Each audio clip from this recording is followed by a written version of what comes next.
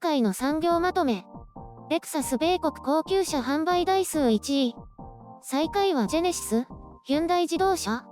韓国でも日本車販売回復。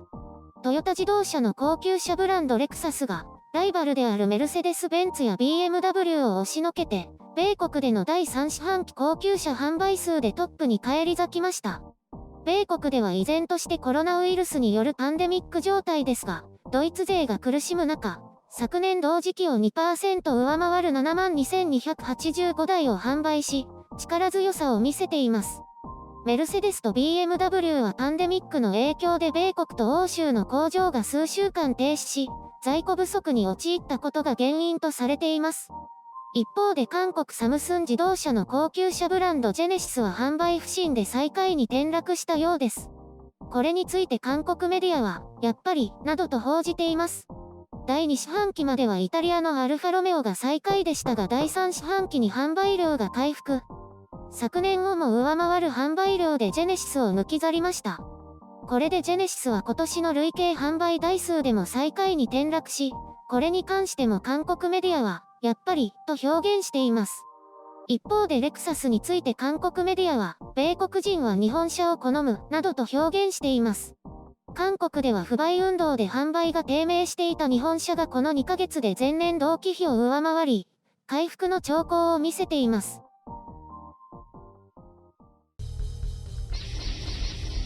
編集書簡。今回の概要。成功した日本の高級ブランド。ヒュンダイという安物のイメージ。ぼったくりとダンピング。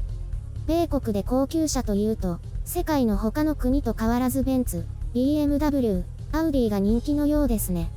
それらと比べるとレクサスは比較的新しいブランドですが、米国販売開始当初から人気が高かったと思います。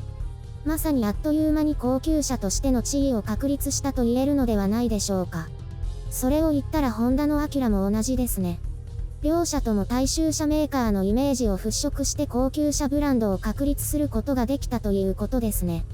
アキュラもこの感染症流行の中でも第3四半期は前年同期比で微増と大健闘しているようです。その点に関して言えば、ヒュンダイ自動車のジェネシスは大苦戦していると言えるでしょうね。むしろ埋没でしょうか。というか、私にとってジェネシスは、車種名だってことは知っていましたが、ヒュンダイの高級車とまでは認識していませんでした。どんな車か全く浮かんできませんし、ヒュンダイ自動車の北米でのイメージは、多分とにかく安くてお金がない人が買うような車と認識されているんじゃないでしょうかね。ずいぶん前にそう聞きました。多分今も変わってないんじゃないかな。ウィキペディアによると、日本車の安価な代用品だそうで、安くて高性能が売りの日本車よりさらに安くて品質はまあちょっと、という位置づけのようです。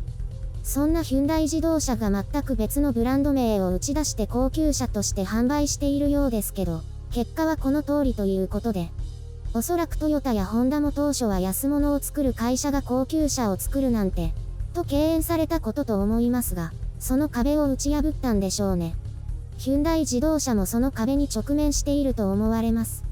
2017年にはヒュンダイジェネシスからジェネシスへとブランドを再編して、安物イメージの払拭に努めているようですが、なかなか振るわないようですね。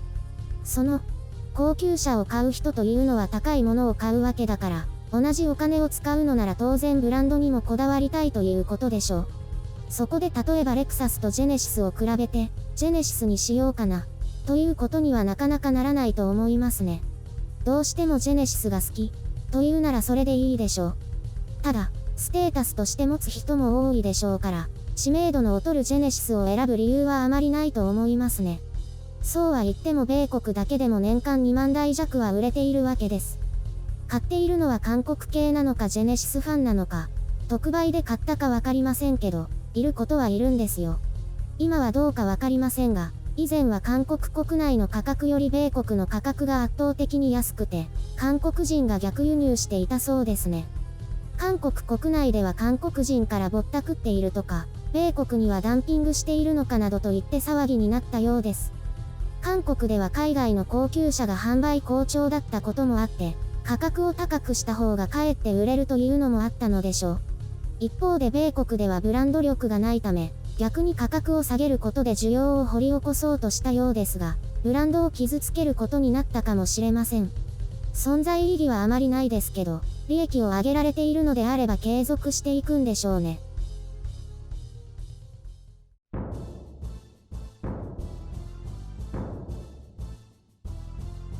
運転好きの白雪さん、高級車はどうですか？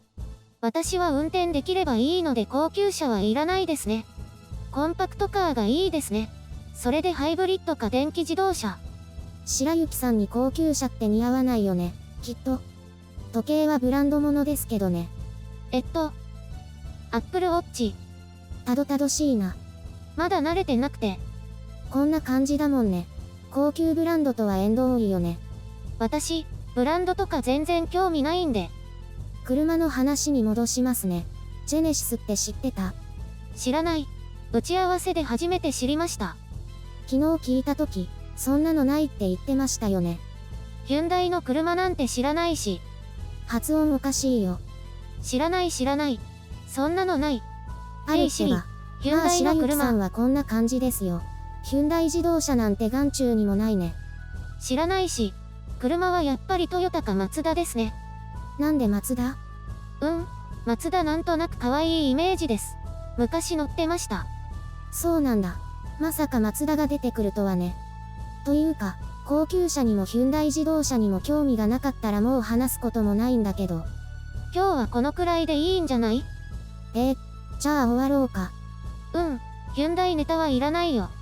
そんなかわいそうなこと言わないで。かわいそうじゃないよ。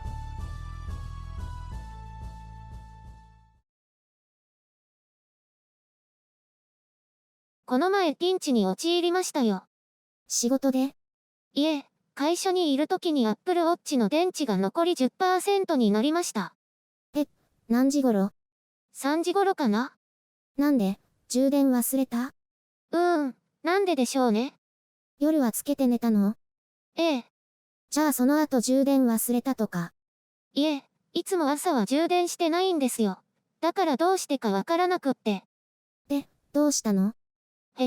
早速モバイルバッテリーが役に立ちました。へえ、それは良かったね。5000円が役に立って。すごいでしょ。でも充電ケーブルが会社にあればよかったんじゃない？そういうこと？でも外出中だったらバッテリーの方がいいのか。そういうこと？自分で気づいてよ。ああ、なるほどね。今気づいた。この前朝から外出したし、そういう時にはモバイルバッテリーですね。Apple Watch 役立ってるの？これが、毎日のエクササイズの目標が高すぎて達成したことないんですけど。運動が足りないんでしょ？通勤であれだけたくさん歩いてるのに？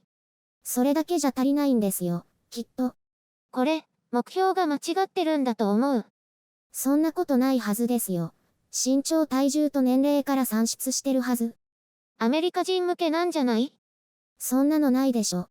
じゃあもっと運動しろってこと？そうだよ。もっと動いた方がいいよ。でもこれって面白いのが、1時間に1回立ってっていうの。で、その度にトイレに行ってる。だから会社の人に、よくどこかに行ってるって思われてるんじゃないかと思って。誰も白雪さん気にしてないって。そう？そんなもん。他の持ってる人はどう？立ってない？あれ？そういえば立ってるかな？ちょこまかしたりしてる。ほら、そんなもんだよ。気にしてないでしょ。そっか。そうなんだ。ゆるりんこそどうなの？運動。最近体重減少傾向。まさか？最近運動を増やした。いいなぁ。私全然減らないのに。お互い頑張ろうね。